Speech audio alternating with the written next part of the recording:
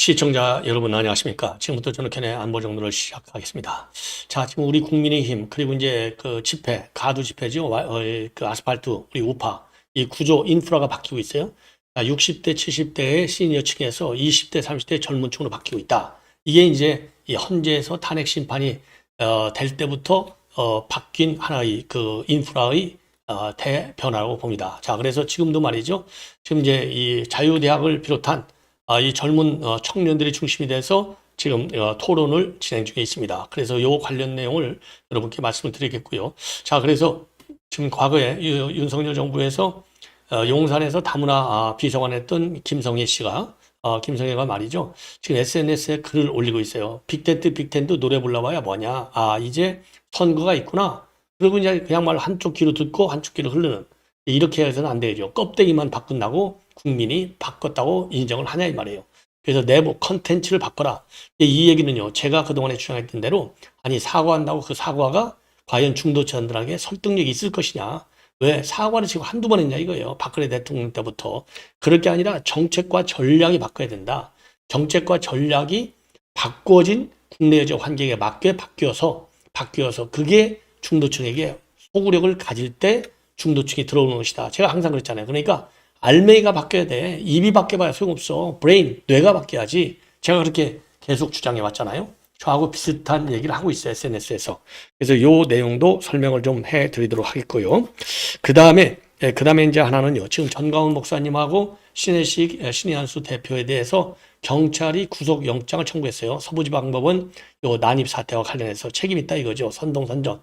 자, 그런데 요거를 검찰에서 반려를 했습니다. 보완을 해달라. 자, 그런데 이제 경찰은요, 보완을 해서 영장을 재청구하겠다라고 밝히고 있습니다. 예. 자, 그 다음에 이 박세리 선수, 아주 뭐, 대한민국 골프 역사를 쓰는데 아주 여왕이죠. 예. 자, 그래서 이제 박세리 선수, 한동안 말이죠. 이 새만금 쪽에다가 국제 골프 아카데미를 만든다. 그래서 아버지가 그 관련 재단에 그 도장을 도용했다. 그래서 이게 소송전으로까지 갔는데요. 오늘 1심 판결이 나왔습니다. 징역형 집행유예가 떨어졌어요. 자, 뭐 당연히 항소하지 않을까 싶은데 글쎄요, 뭐죠? 아버지와 딸 관계니까 글쎄요, 이제 이걸로 끝내는 것이 좋지 않을까? 저는 그렇게 생각을 합니다. 예, 물론 뭐 재단이 물론 있지만은 뭐 사실상 오르는 박세리 선수 아니겠어요? 자, 그리고 박세리 선수가 말이죠. 지금 화암재단하고 같이 지금 세미나를 하나 하는데 굉장히 좋은 세미나예요. 그래서 요 세미나 관련 뉴스도 함께 여러분께 전해드리도록 하겠고요. 마지막으로 진 커밍스 평론가 글 길은데요. 제가 항상 말씀드리지만 무지하게 길어요. 무지하게 길은데 여기에는 항상 피가 있고 땀이 있고요. 그리고 알맹이, 열매가 있습니다. 그리고 더 중요한 것은 꼭 대안을 제시해줘요.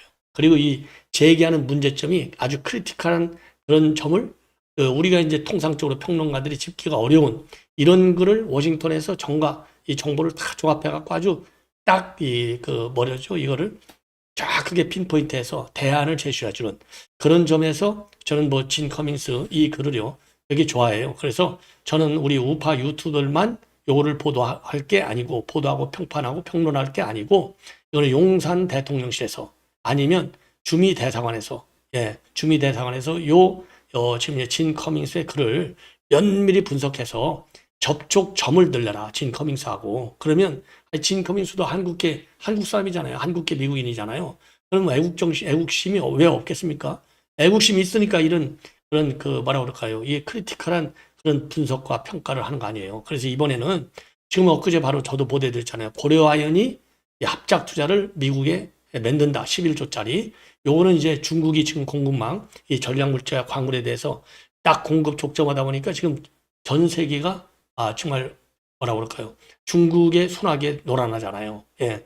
그런데 이거를 갖다가 일본 같은 경우는 이미 한 10여 년 전부터 해서 자급자족률이 거의 한 45%에서 50%까지 육박해. 근데 한국은 아예 진도를 못 나가. 한 장도. 자, MB 대통령이 그래서 자원외교를 노래 불렀는데 MB 대통령이 딱 MB 정부 5년 딱 스톱되니까 더군다나 박근혜 대통령 정부가 탄핵됐잖아요. 그러니까 이게 완전히 좌파 정부가 들어서면서 물 건너가 버렸어요. 예. 그래서 대한민국은 제로야. 제로. 아직도 진도가 하나도 못 나가. 이런 문제점을 지적하고 있어요. 그래서 경제안보 부분에서 특히 중요 부분에서 지금 우리 대한민국의 경제 구조가 전부 미국으로 딱 미국의 종속 구조로 들어갔다는 거죠. 수평 구조면 괜찮죠. 근데 종속 구조로 들어갔다. 이거 어찌하오리까? 이 책임은 누가 져야 되느냐? 이재명은 근데 이러한 거대한 이 경제 안보적인 측면에서의 구조의 변화 이런 거를 전혀 못 느끼고 있고 내부 정적 제거에만 몰두해 있다 이거예요. 이거 나중에 누가 책임질 것이냐. 결국 한국 이재명 정권이 가는 길은 중남미 속국론이죠. 이게 속국론, 종속이론. 이게 종속이론이잖아요. 일종의. 중남미가 다 망한 게 뭐냐. 이런 거대한 이 인프라의 변화를 못 느끼고 거기에 대한 대책을 못 세우기 때문에 지금 이 중남미 경제 구조가 전부 미국에 딱 들어가 있듯이 한국도 지금 이미 잠식되어 가고 있다.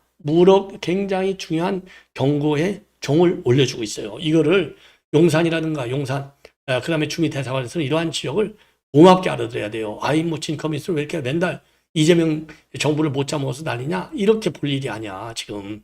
지금 이미 진행되고 있어, 이미. 특히 한국이 심하다 이겁니다, 한국이. 큰일 났어요. 그래서 지금 우리 국내 정치적 측면에서 젊은 세대가 앞길이 안 보인다는 정도가 아니라 정말 미래 산업 구조, 대한민국이 그래도 이 정도 전 세계 탑10 안에 들어오게 된 게 뭐예요? 박근혜 대통령이 10년, 20년 후를 내다보는 산업 구조.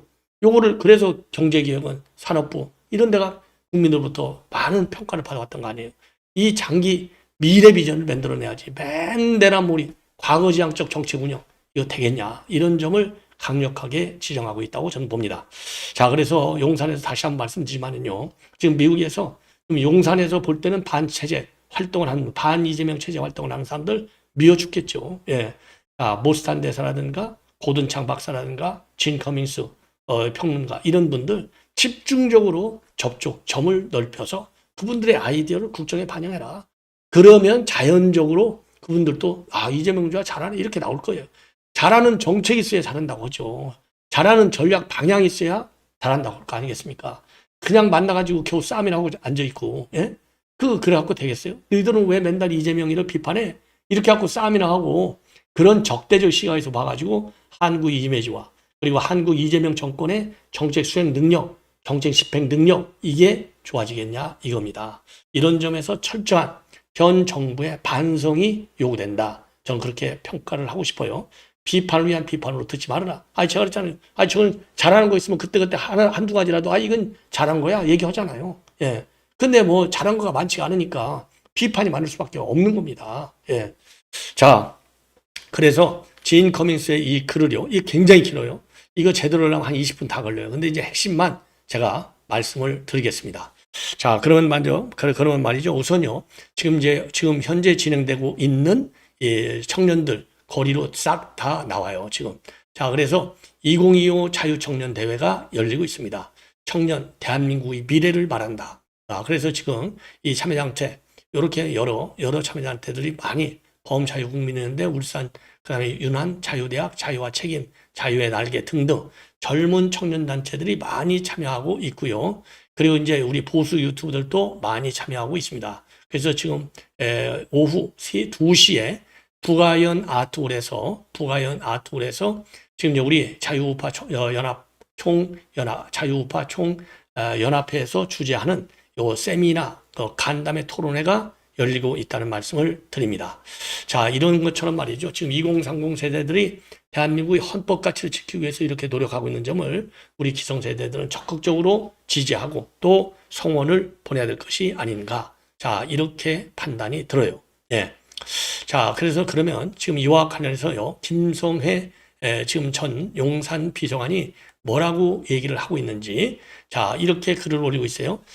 뉴 국민의힘 2030 신세대 보수 청년 중심 국민의힘의 미래가 있다. 또 반명년대 그놈의 각설이 타령 지겹지도 않나. 이렇게 비판하고 있어요.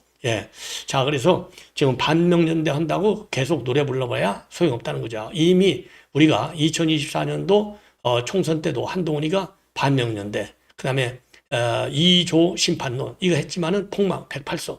그 이전에 2020년 총선에서도 박형준 게임에 빠진 황교안이가 반문연대 했지만은 폭망 103석 이랬다는 겁니다. 자, 김문수 후보 마찬가지. 결국 반 이재명 빅텐트로 나왔지만은 48대 41로 완패. 자, 그래서 지금 이번에도 말이죠. 이번에도 이런 지금 반명, 그러면서 빅텐트로 나오고 있지만은 이대로 가면은 결국 실패한다. 예. 그 이유는 뭐냐? 컨텐츠가 빠져 있기 때문에 이 컨텐츠, 이름만 반명해봐야 소용없고 좋은 컨텐츠로 지금 이 내용을, 텐트 안을 바꿔라 이겁니다. 그래야만이 이길 수 있다는 겁니다. 그래서 선거철만 되면 구태스러운 정치권 노릇 한 거, 예, 이거 소용없고 표를 깎는 각오로 변하겠다? 이거 해봐야 아무 소용이 없다는 것입니다. 따라서 승리의 길은 자기 자신의 컨텐츠를 갖추는 것, 2030 신세대 보수가 국민의힘의 중심을 이루게 하는 것 같은 국민 누가 봐도 국민의힘이 달라졌네 하는 컨텐츠를 갖추는 것이다. 그렇게 자강의 길을 가야 그 노력과 진정성이 국민에게 알려져야 국민의 마음이 바뀐다. 그래야 승리할 수 있는 것 아니겠느냐. 다시 한번 말하지만 컨텐츠를 개발하고 중심 세력을 바꾸는 자강의 길이 먼저다. 빅텐트와 연대는 그 다음이다. 높은 산이 큰 산이고 넓은 산이다. 텐트만 넓힌다고 될 일이 아니다. 사과 반성, 빅텐트, 각설이 타령 불러봐야 국민은 또 선거 때가 되었나 보다라고 하는 알람식의 울림으로 밖에는 들리지 않는다. 반성, 사과, 빅텐트, 도대체 그런 알람식의 울림, 각설이 타령으로 국민에게 어떤 감정을 두고 공감을 얻을 수 있다고 생각을 하는가. 아주 따끔한 지적이 되겠습니다. 자, 그리고요, 지금 검찰에서는 지금 지난번 서부지법 난동산 때 배울의 전광훈 목사님하고 그 다음에 신의한수 신의식 대표가 있다. 그래서 구속영장을 청구했습니다. 지난 12일 날. 자, 혐의는요, 특수 건조물 침입 교사, 특수고무집행 방해 교사, 집시법 위반 혐의가 되겠습니다. 검찰에서 오늘 말이죠, 보안 수사를 요구하면서 영장 신청을 반려를 했습니다. 그래서 경찰에서는요, 보안 수사를 거쳐서 구속영장을 재신청할 예정이라고 합니다. 그래서 전 목사도 말이죠, 최근에 경찰 수색과 관련해서 컴퓨터를 교체해가지고 증거인멸 의혹도 받고 있다고 하는데 이미 강력히 우리와 관계없다, 두 분 다 부인하고 있다는 점을 참고적으로 말씀을 드립니다. 예. 자, 그래서 경찰에서는요, 지난 8월 달에 전 목사의 사퇴, 그 다음에 사랑제일교회, 그리고 보수 유튜버 6명의 사무실과 주거지를 압수수색했고, 9월에는 전 목사의 딸과 이영한 사랑제일교회 담임 목사 사무실을 추가로 압수수색한 바 있습니다. 예. 자, 이 정도로 말씀을 드리고, 이제는 박세리 선수 얘기를 좀 하겠습니다. 박세리 선수, 그러니까 말이죠, 지금 이제 부친이 징역형 집행유예를 받았어요. 이미 뭐 여러분들 다 아시지 않습니까?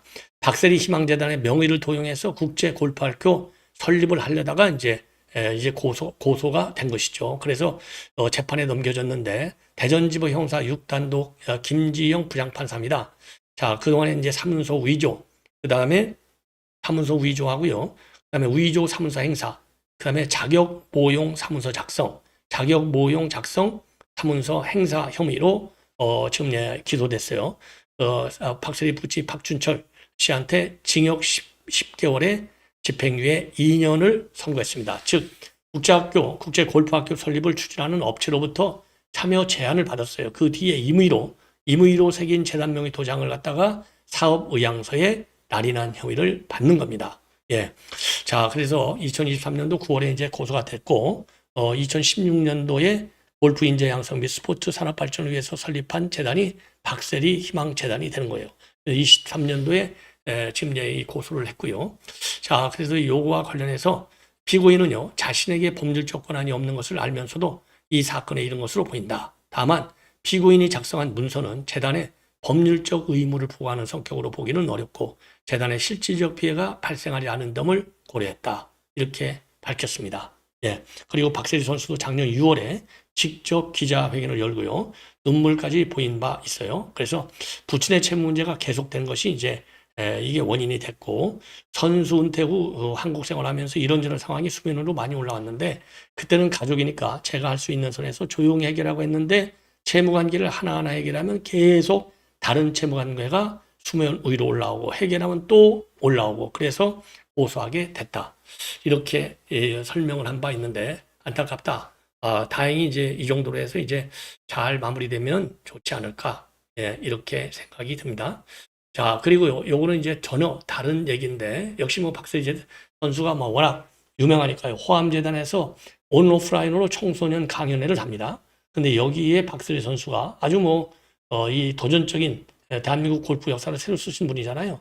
그래서 여기에 이제 초대를 받았어요. 초대를 받아가지고 연사를 합니다. 29, 30일 서초구에 있는 삼성금융 캠퍼스에서 청소년 특화 강연 프로그램인 펀앤런 2025 윈터 핫톡 페스티벌을 엽니다.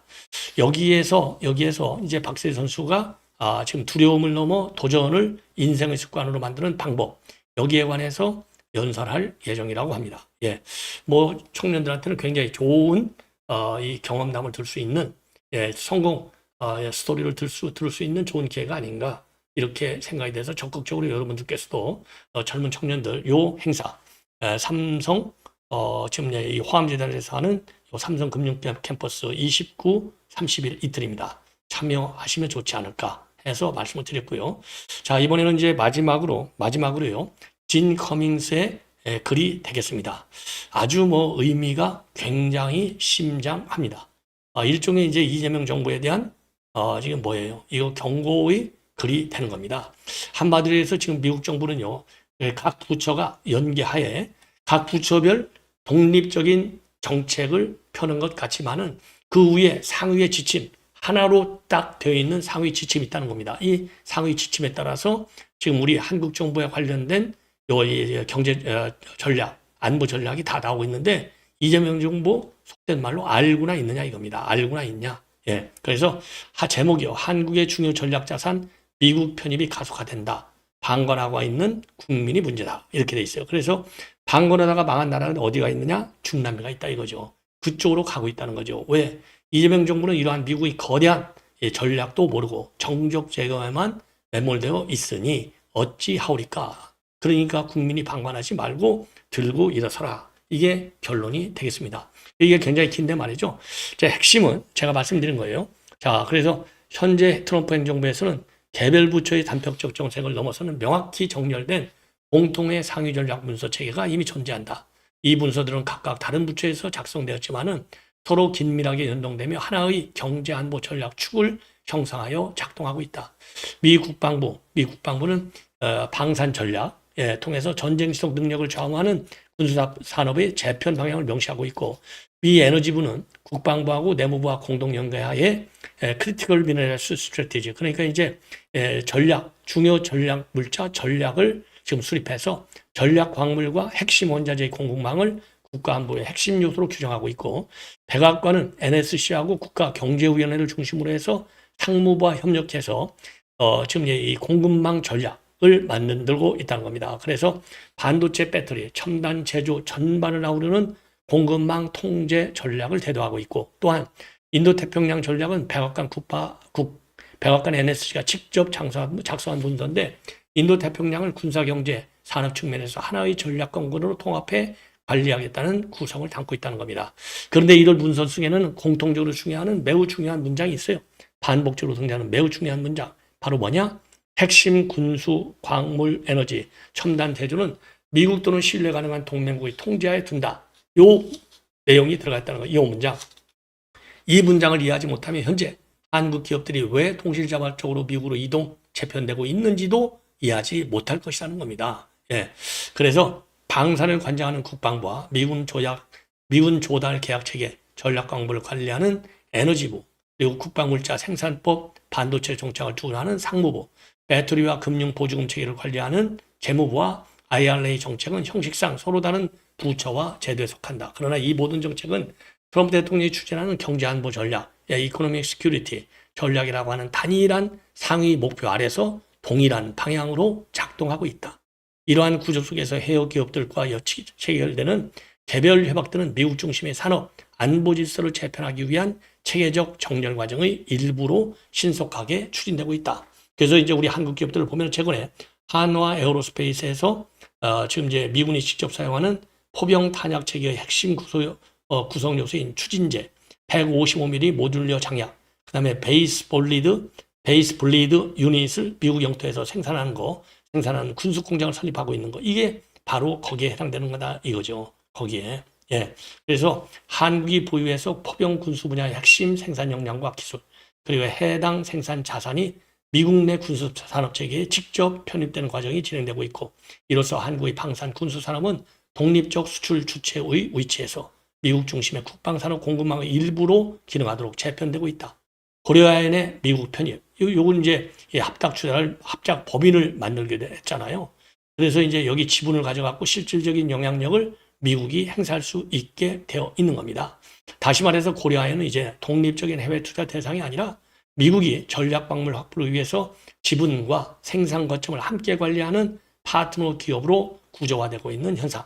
그리고 반도체 배터리 공급망 이전, 이건 뭐 삼성전자, LG, SK, 이거 뭐 전부 공장을 갖다가 미국으로 옮기는 거 있잖아요. 이게 사업구조 재편이 되는다, 이런 얘기가 되는 겁니다.